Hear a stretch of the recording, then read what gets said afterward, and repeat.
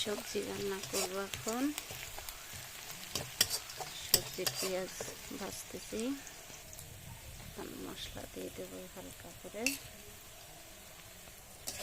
মশলাটা দিয়ে হালকা করে নাড়াচাড়া দেবো।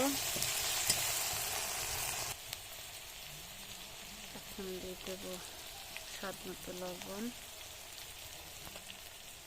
পরিমাণ মতো সজের গুঁড়ো, পরিমাণ মতো হলুদের গুঁড়ো দিয়ে নাড়াচাড়া দেবো। হালকা করে পানি দেবো একটু, নাড়াচাড়া দেবো। আমার মশলা কষানো হয়ে গেছে, এখন সবজিটা দিয়ে দেবো। আমার সবজিটা দেওয়া শেষ, এবার নাড়াচাড়া করে দেবো।